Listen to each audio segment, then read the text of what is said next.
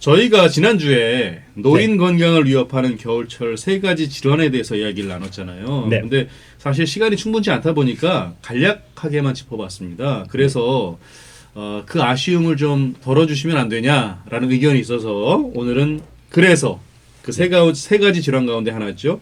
낙상을 주제로 좀 더 얘기를 나눠보도록 하겠습니다. 예.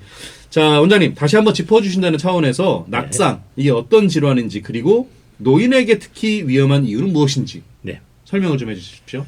주제를 시기적절하게 잘 한 것 같아요. 오늘 네. 특히 아침에 눈 오는 거 보고 낙상 주제랑 딱 맞는구나 생각을 했습니다. 미끄러워지면 특히 이제 빙판길이 된다든지 아니면 무슨 그 타일에 미끄러지신다든지 뭐 이랬을 때 이제 잘 넘어지는 것을 낙상이라고 하죠. 떨어질 낙자를 써서. 근데 이제 노인분들 같은 경우에는 기본적으로 골밀도도 떨어지고 유연성과 반사신경도 떨어지고 근력도 떨어지고 이런 여러 문제로 인해서 가벼운 낙상에도 큰 부상으로 이어지기 때문에 중요합니다. 자, 거기서 지금 골밀도 이야기하셨잖아요. 네. 지난주에 낙상의 근본 원인이 골밀도, 골다공증이라는 이야기도 해주셨어요. 그렇습니다. 그 이유도 한번 다시 짚어봐 주신다면요. 네, 이제 여성과 남성이 약간은 다릅니다만 여성은 성호르몬이 감소하면서 갑자기 이제 골밀도가 감소하게 되는데 여성 호르몬과 관계 있죠. 이제 남성 같은 경우에도 이제 성호르몬이 감소하면서 유연성이 떨어지고 골밀도가 떨어지지만 완만하게 진행을 하게 됩니다. 그런데 이제 여성보다는 남성 즉 할아버님들이 좀 더 근력을 많이 쓰시기 때문에 좀 더 활동성이 이제 집안의 생활보다는 야외 생활을 많이 하시고 이런 것이 합쳐져서 연세가 많이 드시면 골밀도의 감소가 발생하는 것이 충격으로 이어지는 거죠. 이거는 좀 궁금한 질문인데요. 낙상으로 병원 찾는 노인분들의 상당수가 뇌출혈 또는 엉덩이뼈 골절로 고생한다는 이야기가 있더라고요. 그렇죠. 이게 왜 그런 겁니까? 이게 골밀도, 골다공증하고 연관이 있는 겁니까? 엉덩이뼈는 이제 골다공증과 관계가 있고요. 뇌출혈 같은 경우에는 주로 이제 좀 전문적인 용어로는 지주막하 출혈이 잘 생기는데 외상으로 이제 뇌진탕이 오는 거죠. 아, 넘어지면서. 그렇습니다. 유연성이 떨어지시기 때문에 손으로 짚지 못하면서 머리가 먼저 떨어지고 그래서 이제 뇌출혈이 지주막하에 발생하면 이제 그 부분 때문에 두통과 의식의 문제 등을 발병하시면 뭐 병원으로 바로 가셔야 되는 거고요.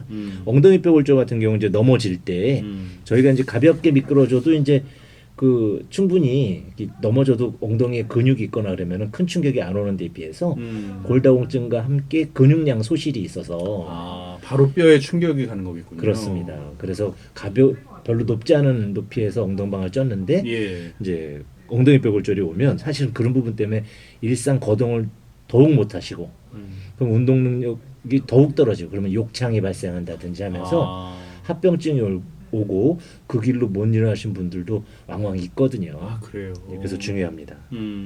자, 그러면 고령자의 경우에는 이 모두 골다공증을 특히 신경 써야 되는 겁니까? 기본적으로 골밀도가 좋다 하더라도 유연성과 반사신경이 떨어지기 때문에 근력과 반사신경이 떨어진다면 모든 고령자는 다 신경을 쓰셔야 되고요.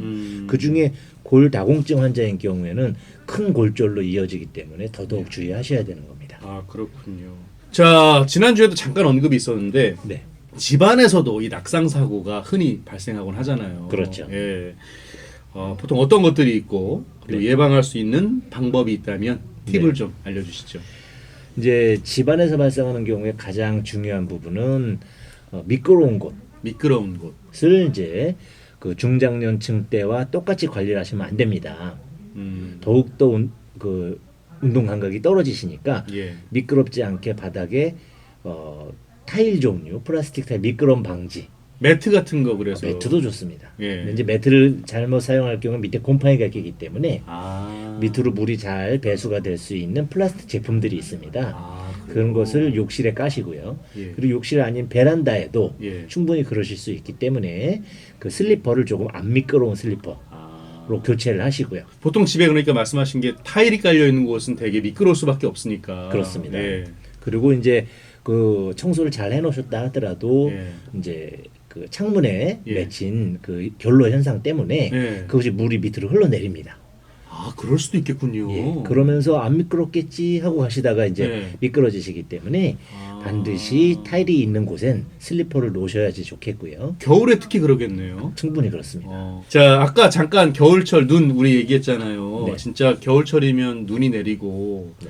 이러다 보면 빙판길이 생길 수밖에 없고. 그렇습니다. 지금 오늘 내린 눈의 양이 많지는 않습니다만 예. 이면도로에는 또 제법 쌓인 곳도 있더라고요. 그래서 그렇죠. 내일 아침 출근길 나가실 때 굉장히 조심하셔야 될 것 같은데 네.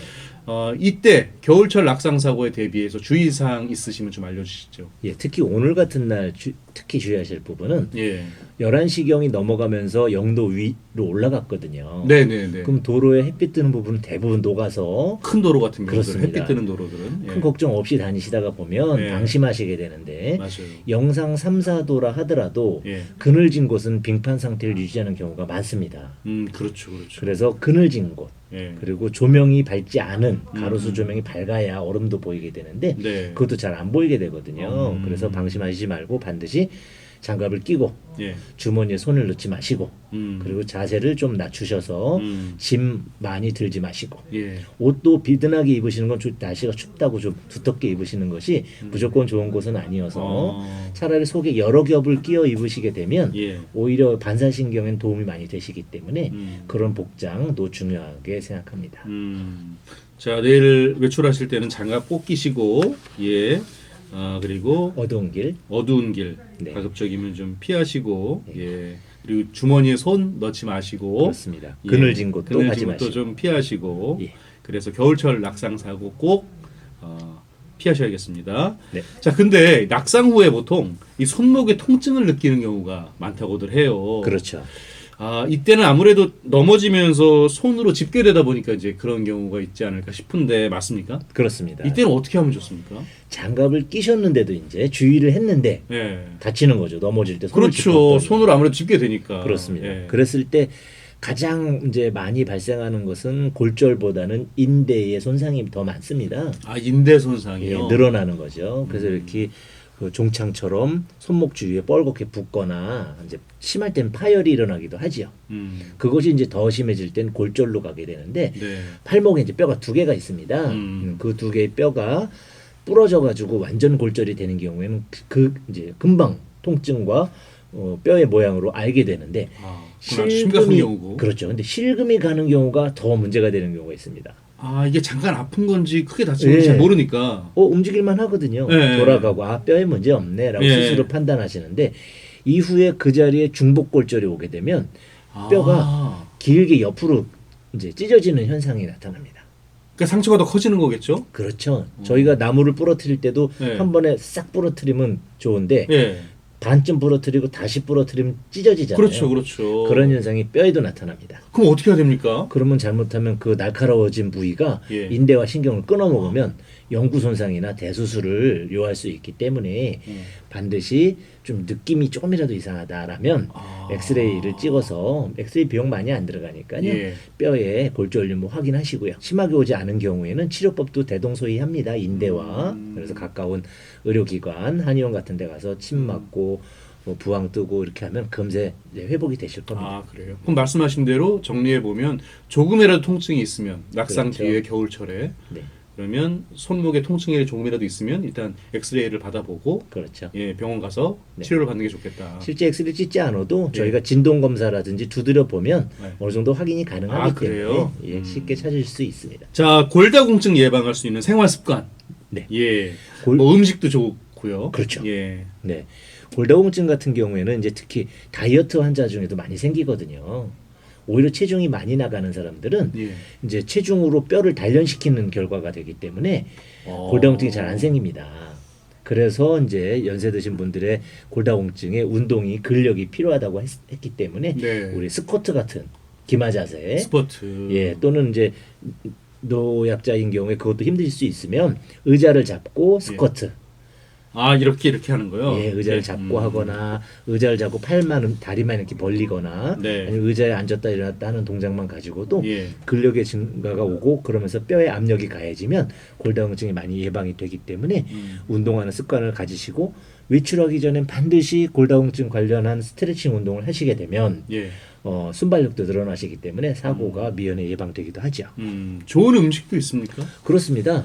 이제 골다공증 같은 경우 일단 짜게 드시지 않는 게 우선이긴 하고요. 아, 짜게 먹지 않는 게요? 예, 나트륨이 들어가면 칼슘이 같이 재흡수가 안 되다 보면 뼈에 있는 칼슘이 녹아 나오면서 골다공증이 촉발되죠.